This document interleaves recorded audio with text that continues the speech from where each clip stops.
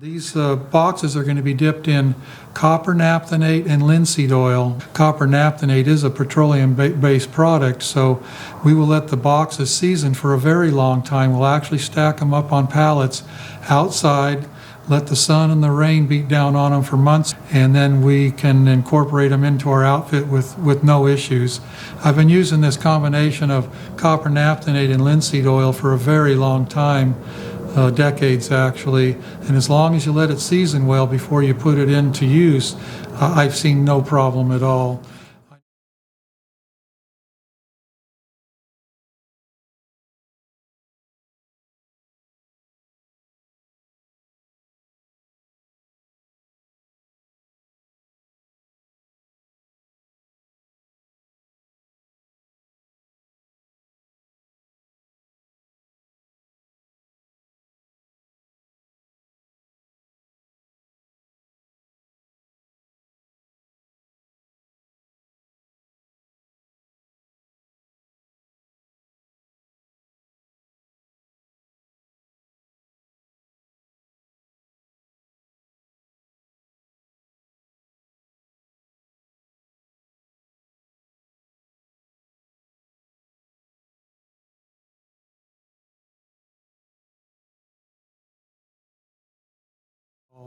I know that a lot of guys use hot paraffin wax to dip their boxes in, and that's an excellent wood preservative also. The only drawback to that is it's difficult to paint. I guess the reason for using copper naphthenate and linseed oil for me is that I can paint it eventually. I guess you can call it vanity, I don't know what, but I like my boxes to be painted. And so that's the pros and the cons of the two wood preservative methods that I would recommend.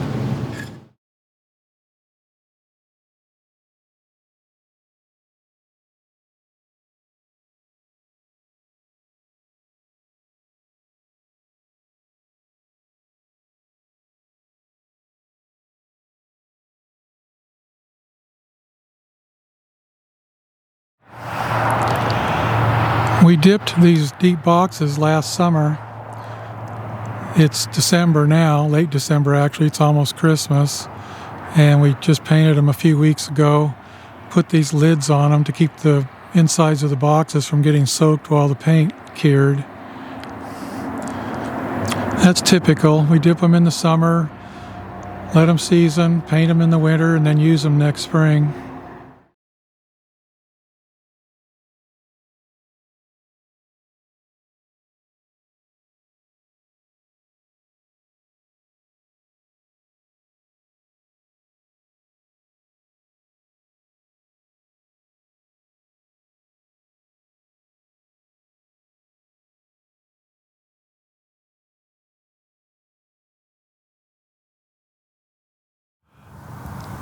We pick up linseed oil by the drum from a place called Lintech down in Byron, Georgia. I know they have several outlets around the country. I'll put a link to them in the video description. Linseed oil is pretty good stuff. I've been using it for a long time, and it's a whole lot cheaper by the 55-gallon drum than it is by the gallon.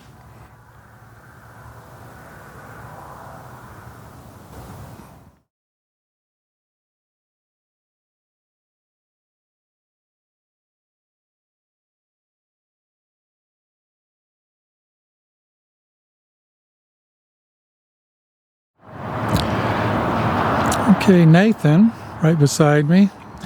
There's Nathan.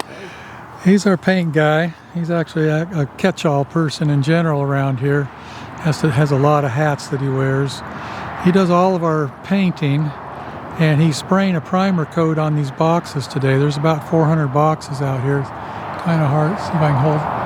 Kind of hard to see in this shot, but he's spraying on a primer coat, and then he'll come back tomorrow with a very small roller and push paint into the screws and the knot holes and cracks and things like that. So when he's done, the primer will be a very good seal. There'll be no cracks or voids in the screws or anything like that.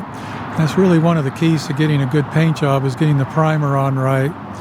He's using an oil-based primer. It's called Zinzir. Let's see if I can take a picture of it here.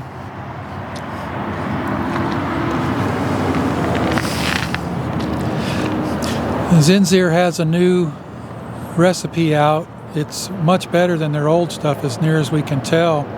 This stuff works really good. We pick it up at Home Depot.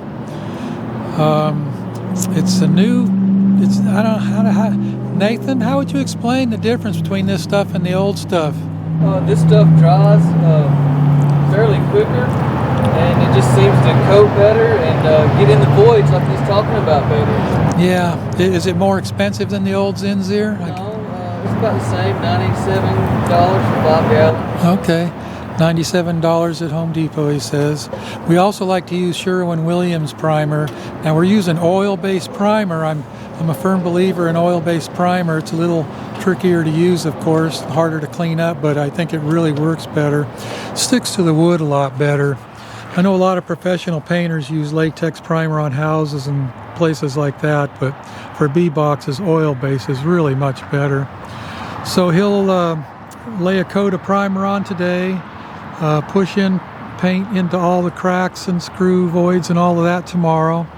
And then the day after that, he'll put a cover coat of acrylic latex enamel on. And we use a high quality acrylic latex enamel. I have a lot better luck with that kind of paint than say flat base or satin or any of those. Okay. These boxes, if you look closely, you can see that they're kind of green. That's because they were dipped in copper naphthenate and linseed oil.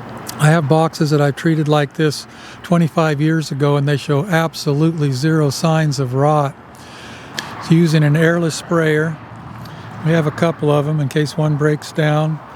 Makes it a lot easier than rolling. Although rolling the primer coat on is probably better, it just takes so long.